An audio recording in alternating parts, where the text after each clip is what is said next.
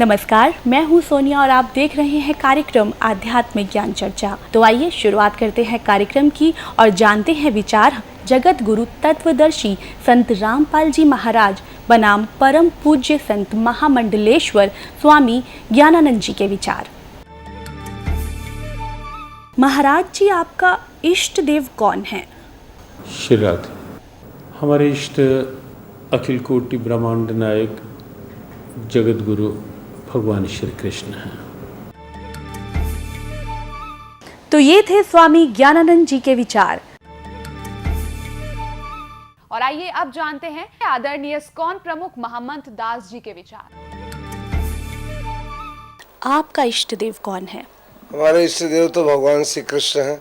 हम तो उन्हीं के लिए जन्म जन्मांतर तक उन्हीं की सेवा के लिए आराधना करते हैं कि उनकी कृपा मिले, जिससे कि अंतिम समय जब हम प्रयाण काल होता है, जब हम शरीर छोड़ें, तो भगवान का कीर्तन करते, उनका स्मरण करते हुए हम उनके धाम में प्रवेश करें।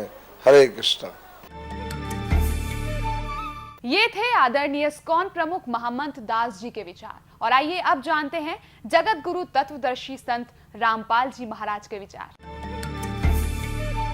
गीता जी के 16वें अध्याय के 23वें श्लोक में लिखा है कि शास्त्र विधि को त्याग कर जो मनमाना आचरण करते हैं उनकी न तो गति होती है, न कोई सुख प्राप्त होता है, न उनकी कोई सिद्धि प्राप्त होती है। यूजलेस।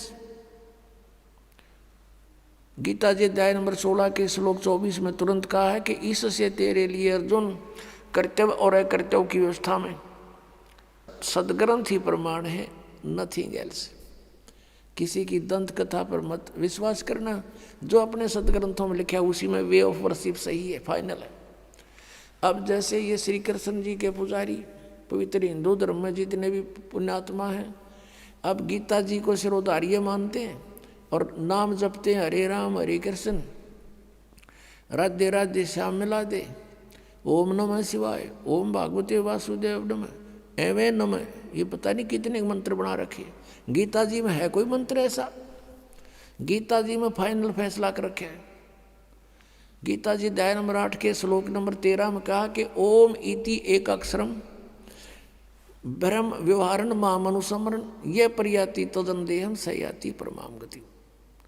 मुझ ब्रह्म का, माम ब्रह्म, मुझ ब्रह्म का केवल ओम इति एक अक्षरम, ये ओम एक अक्षर है, नथिंग एल्स, और कुछ नहीं।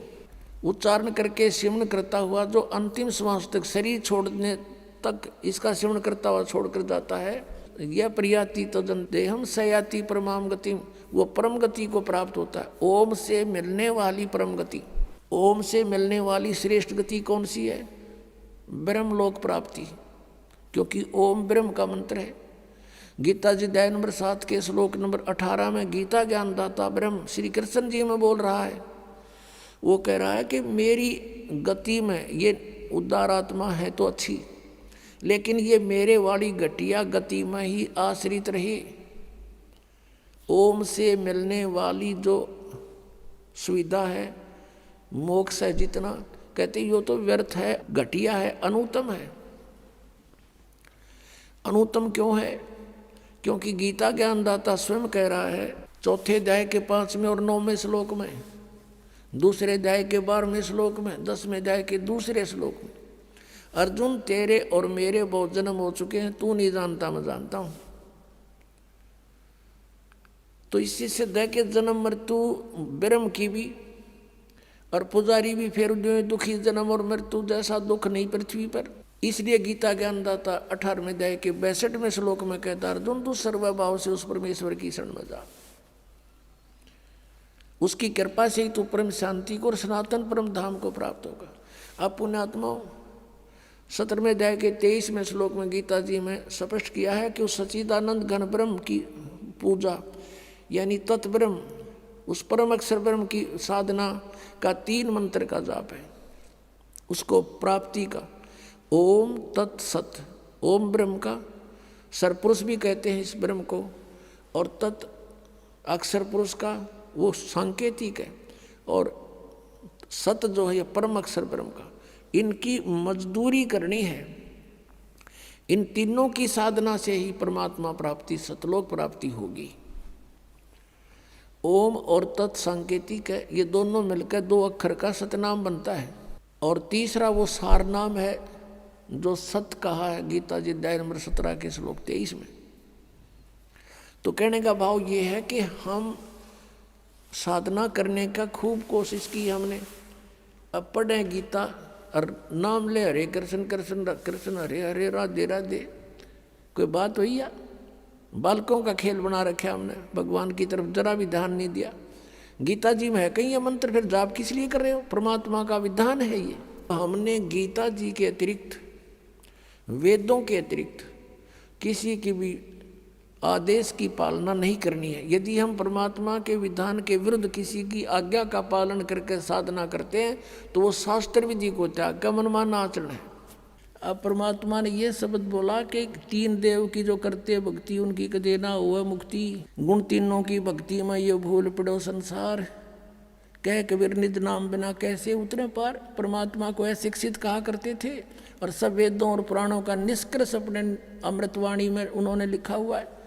तीनों गुण की भक्ति, रजगुण ब्रह्मा, सदगुण विष्णु, तम गुण शिव जी। अब ये बात सीधी समझ में ना आवे, इन पुराणों से आएगी, आपको दिखाते हैं। तीनों देव की जो करते भक्ति उनकी कदे ना हो वह मुक्ति। 600 वर्ष पहले भगवान कह के गए कबीर जी, और आज हमारी गीता जी बता रही है ये कि इन तीनों देवताओं की भक्ति किस टाइप के आदमी करते हैं। देखो पहले ये सिद्ध करते हैं गुण किसे कहते हैं। ये मार्कंडेय पुराण है, संक्षिप्त मार्कंडेय पुराण, गीता प्रेस गोरखपुर से प्रकाशित है। इसके भी 123 पृष्ठ पर आपको दिखाते हैं। ये 122 पृष्ठ है संक्षिप्त मार्कंडेय पुराण। यहाँ से प्रारंभ है। मार्कंडेय ऋषि बोले मुने, ये इन्हीं का प्रकरण चलता रहा। यहाँ आ जाते हैं हम 123 पृष्ठ पे। इस तरह स्वयंभू परमपिता परमात्मा की 3 अवस्थाएं हैं, रजोगुण प्रधान ब्रह्मा, तमोगुण प्रधान रुद्र और सतोगुण प्रधान विश्वपालक विष्णु है। ये ही 3 देवता हैं और ये ही 3 गुण हैं। गुण तीनों की भक्ति में ये भूल पड़ो संसार, कह कबीर निज नाम बिना कैसे उतरे पार। यही 3 देवता हैं, यही 3 गुण हैं। कंसेप्ट क्लियर हुआ। फिर भी और कंसेप्ट क्लियर करते हैं। एक संस्कृत सहित है श्रीमद् देवी भागवत, अथ देवी भागवतम सभाष्टिकम सहमात्यम, खेमरा श्री कृष्ण दास प्रकाशन बम्बई। इसके हम 3रे स्कंद में आते हैं। अथ श्रीमद् देवी भागवते भाषा टीका युक्ते 3य स्कंद प्रारंभते। अब इसके 11 पृष्ठ पर आते हैं और 3रा स्कंद अध्याय 5। यहाँ देखना, ये 7वां श्लोक समाप्त हुआ, 8वां प्रारंभ होता। हे माता, यदि हमारे ऊपर सदा आप दयायुक्त हो तो हमको तमोगुण में किस प्रकार प्रदान किया है, ब्रह्मा रजोगुण और हरि सतोगुण युक्त क्यों किए हैं। अब संस्कृत और पढ़ाएंगे। देखियो, ये 7वां समाप्त हुआ, 8वां प्रारंभ होता है। यदि दया धर्मना न सदा अंबिके, यदि आप दयालु हमारे ऊपर है दुर्गा है अंबिके, कथम अहम विहित है। शंकर जी कह रहे हैं कि कथम अहम विहित है, किस प्रकार मैं बना दिया तमोगुण है। और कमल जय, कमल से उत्पन्न होने वाले ब्रह्मा को रजगुण संभव, सुवित किमु सतोगुण हरि, और विष्णु जी को आपने सतोगुण क्यों बना दिया। इति सिद्धम रजगुण ब्रह्मा सदगुण विष्णु तमगुण शिव जी। अपनात्मो श्रीमद् भगवद गीता में आपको दिखाते हैं कि इन तीनों गुणों त्रिगुणमयी माया रजगुण ब्रह्मा सदगुण विष्णु तमगुण शिव जी की जो पूजा करते हैं उनको क्या उपमा दे रखी है इस पवित्र ग्रंथ में। देखिएगा, श्रीमद् भगवद गीता, गीता प्रेस गोरखपुर से प्रकाशित है। जयदयाल गोविंद का इसके अनुवादक है। अब ये 7वां अध्याय है। इसमें गीता ज्ञानदाता कहता है कि पार्थ, अनन्य प्रेम से मुझ में आसक्तित मेरे प्राण होकर योग में लगा हुआ, जिस प्रकार से संपूर्ण विभूति बल ऐश्वर्य युक्त गुणों युक्त सबके आत्म रूप समग्र यानी पूर्ण रूप से मुझको संशय रहित जानेगा, उसको सुन। इतने ऐसा ज्ञान सुना दूंगा जो तू मुझे अच्छी तरह समझ जाए मैं क्या हूँ, मेरी क्या स्थिति है। अब दूसरे में क्या कहता है कि मैं तेरे लिए इस विज्ञान से तत्व ज्ञान को पूर्णतः कहूँगा, जिसको ये तत्व ज्ञान नहीं है, इस ज्ञान को सीधा ही जानकर संसार में फिर कुछ भी जानने योग्य शेष नहीं रह जाता।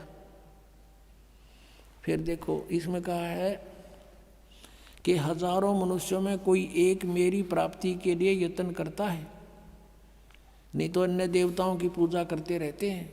यत्न करने वाले योगियों में भी कोई एक मुझको तत्व से यथारूप से जानता है, यानी एकादश जानता मुझको।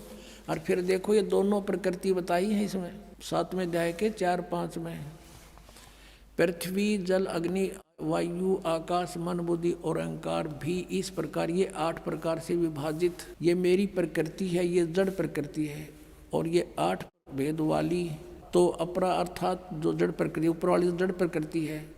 और हे महाबाहो इससे दूसरी जिससे ये संपूर्ण जगत धारण किया जाता है वह जीव रूपा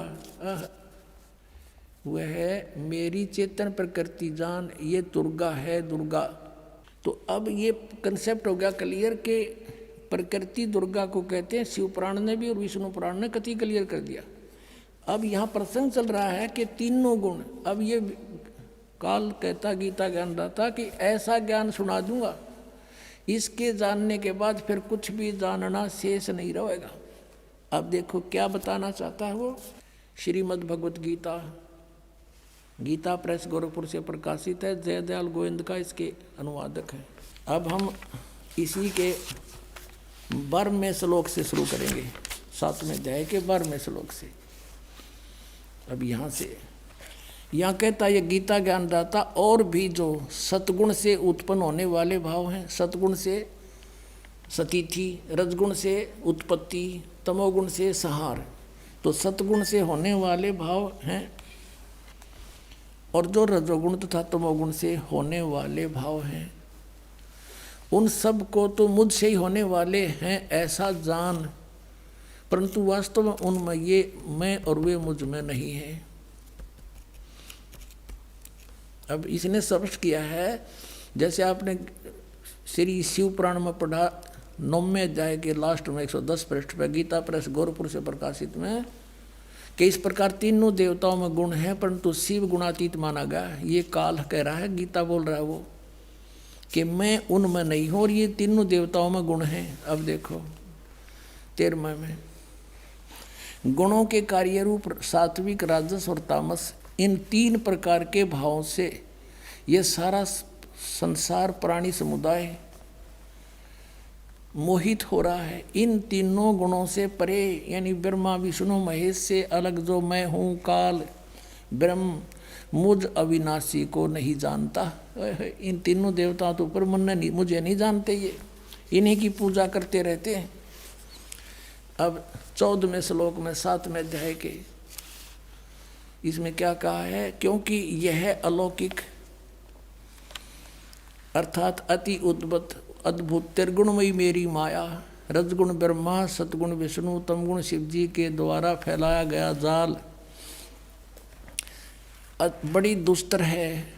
ये माया बड़ी खतरनाक है और जो पुरुष मुझको निरंतर भजते हैं, ये ब्रह्म कहता है जो मेरी भक्ति करते हैं वो माया का उल्लंघन कर जाते हैं, वो ब्रह्मा विष्णु महेश की पूजा नहीं करते, इनसे ऊपर उठ जाते हैं। और 15वें में कंसेप्ट क्लियर कर दिया। माया के द्वारा जिनका ज्ञान हरा जा चुका है, त्रिगुणमयी माया रजगुण ब्रह्मा सतगुण विष्णु तमगुण शिव जी के द्वारा उनकी भक्ति से ऊपर जो कुछ सुनने को तैयार नहीं, कुछ करने को तैयार नहीं, उनका उन्हीं से मिलने वाले लाभ पर आश्रित हो चुके हैं, उनका ज्ञान हरा जा चुका है। असुर स्वभाव को धारण किए हुए मनुष्यों में नीच और दूषित कर्म करने वाले मूढ़ लोग मूर्ख मुझको नहीं भजते। अपने आत्माओं ये स्पष्ट कर दिया कि अन्य देवता रजगुण ब्रह्मा सतगुण विष्णु तमगुण शिव जी की जो भक्ति करते हैं वो राक्षस स्वभाव को धारण किए हुए मनुष्यों में नीच दूषित कर्म करने वाले मूर्ख, गीता ज्ञानदाता कहता है वो मेरी भक्ति भी ना करते, इन्हीं तक सीमित है। और देखो आगे इसमें 16 से लेकर 19 तक फिर इसने अपने विषय में बताया कि मेरी भक्ति 4 प्रकार के करते हैं। फिर 20 से फिर शुरू करता है इन्हीं देवताओं के बारे में। देखिएगा, ये वही गीता प्रेस गोरखपुर से प्रकाशित है 7वां अध्याय। अब हमने 15 तक पढ़ लिए, अब 20 में आ गया। उन भोगों की कामना द्वारा जिनका ज्ञान हरा जा चुका है, जो 15वें श्लोक में गया 7वें अध्याय में, अपने स्वभाव से प्रेरित होकर उस नियम का धारण करके वो अन्य देवताओं को भजते अर्थात पूजते हैं। ब्रह्मा विष्णु महेश ये तीनों गुण अन्य देवताओं में आते हैं। अब यहाँ देखो 21वें का 7वें अध्याय का 21वां श्लोक। जो सकाम भक्त जिस देवता के स्वरूप को श्रद्धा से पूजना चाहता है, उस भगत की श्रद्धा को मैं उसी देवता के प्रति स्थिर करता हूँ। जैसे कोई विष्णु जी को पूजता है तो ये स्वयं आ जाए विष्णु रूप धारण कर उसने तथास्तु कर जाए का देसी दे जाओ खिलौने खेल लें जा। फिर अब 22 में देखो, वह साधक वह पुरुष श्रद्धा से युक्त होकर उस देवता को पूजन करता है और उस देवता से मेरे द्वारा ही विधान किए हुए उन इच्छित भोगों को निस्संदेह प्राप्त करता है। कहता है उन जो अन्य देवता हैं ब्रह्मा विष्णु महेश, इनको मैंने एक एक विभाग दे रखा है, वो शक्ति मेरी तय काम कर रहे हैं। इसका अर्थ ये है। अब 23 में 7वें अध्याय के 23 में स्पष्ट कर दिया है, परंतु अब 7वें अध्याय का 23 में स्पष्ट कर दिया है, परंतु उन अल्प बुद्धि वालों का, अल्प बुद्धि माने मूर्खों मंद बुद्धि वालों का वह फल नाशवान है। देवताओं को पूजने वाले देवताओं को प्राप्त होते हैं, ओए और मेरे भगत मुझको ही प्राप्त होते हैं। इन्होंने ये डंगा डाल दिया, चाहे जैसे ही भजे चाहे कोई बात हुई। गीता जी कहता है कि एक मेरा तो एक वो मंत्र, उसके अतिरिक्त कुछ भी नथिंग एल्स। ये इन्होंने आ पढ़ा दिया, चाहे जैसे भी भजे हरे राम हरे कृष्ण करें। इनका उद्देश्य ये है यहाँ डंगा डाण का। मेरे भक्त मुझको ही प्राप्त होते हैं, इतना सा बात है। अब पुण्यात्मा रजगुण ब्रह्मा, सतगुण विष्णु, तमगुण शिव जी ये अन्य देवताओं में आते हैं और शास्त्र विधि को त्याग कर जो मनमाना आचरण करते हैं उनको कोई लाभ नहीं होता। 16वें अध्याय के 23वें श्लोक में कहा है।